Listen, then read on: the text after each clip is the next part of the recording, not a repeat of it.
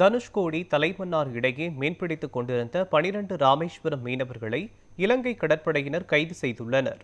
இதுகுறித்த கூடுதல் விவரங்களை நமது செய்தியாளர் ராஜ்குமார் வழங்க கேட்கலாம். ராஜ்குமார், வணக்கம். இது தொடர்பான விவரங்கள் என்ன, சொல்லுங்க. வணக்கம் மோகன். அதாவது ராமேஸ்வரத்தை அடுத்த பாம்பன் மீன்பிடி துறைமுகத்திலிருந்து நேற்று சுமார் 300க்கும் மேற்பட்ட நாட்டு படகுல மீனவர்கள் மீன்பிடி அனுமதி தொகை பெற்றுக் கொண்டு வழக்கமாக கடலுக்கு மீன்பிடி சொன்னாங்க.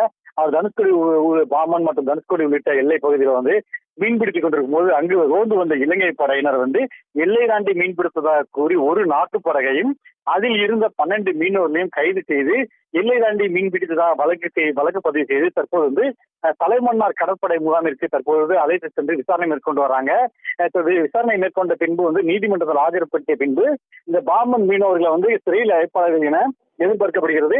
தொடர்ச்சியாக ராமேஸ்வரம், மண்டபம், பாம்பன் உள்ளிட்ட பகுதி மீனவர்களை தொடர்ச்சியாக இலங்கை கடற்படை கைது செய்து வருவதால ஒட்டுமொத்த மீனவர்களின் வாழ்வாதாரம் கேள்விக்குறியாக இருந்து வருவதாக கூறி மீனவர்கள் கண்ணீர் மல்க வேதனை தெரிவித்து வராங்க.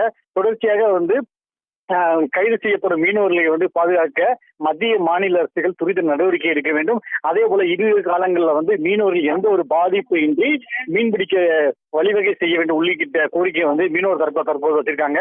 இந்த கைது செய்யப்பட்ட ஒரு நாட்டு பறவையும் 12 மீனவர்களையும் அதே போல ஏற்கனவே சிறைப்பிடிக்கப்பட்டு சிறையில் இருக்க மீனவர்களையும் பறவையும் விடுவிக்க உறவினர்கள் கோரிக்கை விடுத்திருக்காங்க.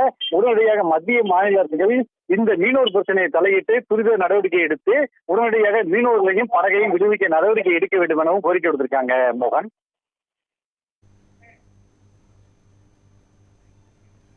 எல்லை தாண்டி மீன்பிடித்ததாக கூறி 12 ராமேஸ்வரம் மீனவர்கள் கைது செய்யப்பட்டிருப்பது தொடர்பான விவரங்களை வழங்கியதற்கு நன்றி ரமேஷ்குமார்.